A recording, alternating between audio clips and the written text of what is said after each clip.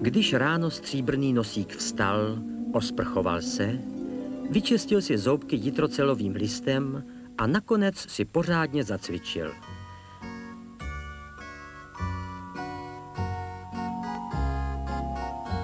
Teprve potom šel k hlemýždi Pižlovi a želvě Veruně, aby jim řekl o svém rozhodnutí.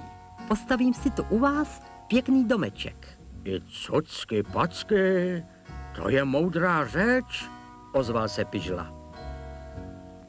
Rádi jsme ti pomohli, rádi ti pomůžeme. Teď už pomoc nepotřebuju, teto Veruno. Domeček postavím levou packou. No, kdyby snad přece, tak víš, kde nás máš hledat. Pamatuj, že les není králíkárna.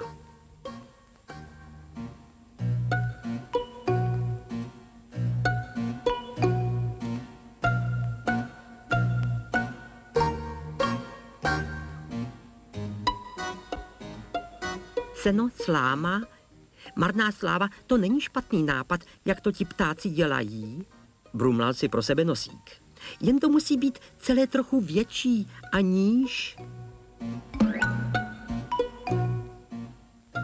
No, seno je stejně lepší na chuť, než na stavbu, myslel si Nosík. A domek si postavím z něčeho pevnějšího. To je stavba, pánečku, to se bude Pižla divit, pochvaloval si Nosík. Kde pak? Kámen je kámen. Ale než stačil domluvit, poznal sám na vlastní kůži, co to opravdu kámen je.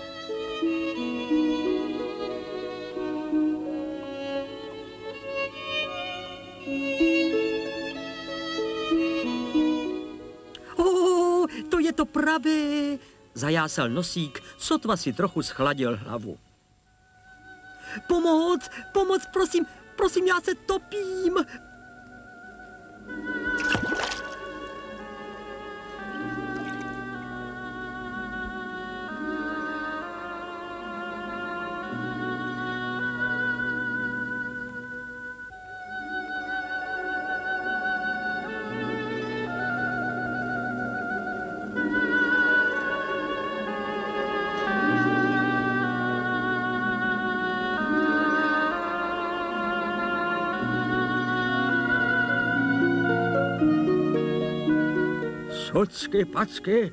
Cucky packy, už je tam nějak tento, dlouho povídám.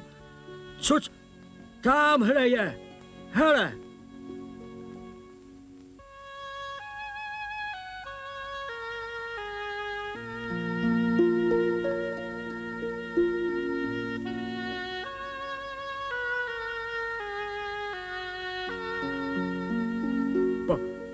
Povídám, cucky, zavést umělé dýchání.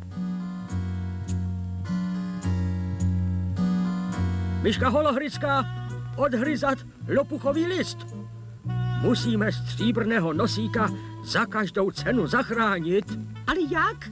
Pípla Holohryska. Už to mám. Žabka Kušnička, nabrat vzduch a zavést umělé dýchání.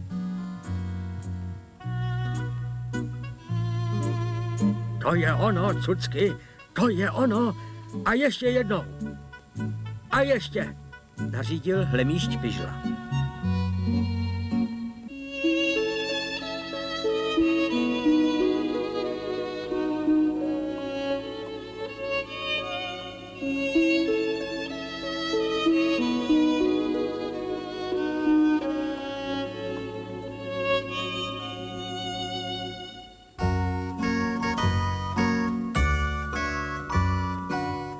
Konečně byl Nosík opět naživu.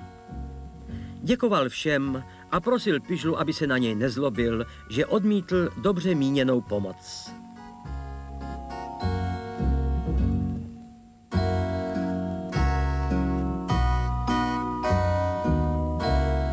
A pak se všichni dali do práce.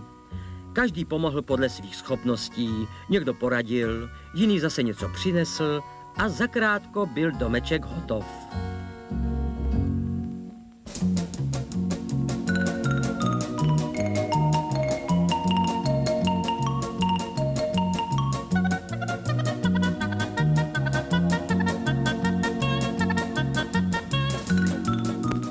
Všichni byli spokojeni, radovali se, že se dílo podařilo a jak tak besedovali, shodli se na tom, že už zbývá najít jen stříbrnému nosíkovi nevěstu. Nosík slíbil, že se poohlédne. Nalil zatím všem kalíšek jalovcové šťávy a společně si připili na budoucí svatbu. Dobrou noc.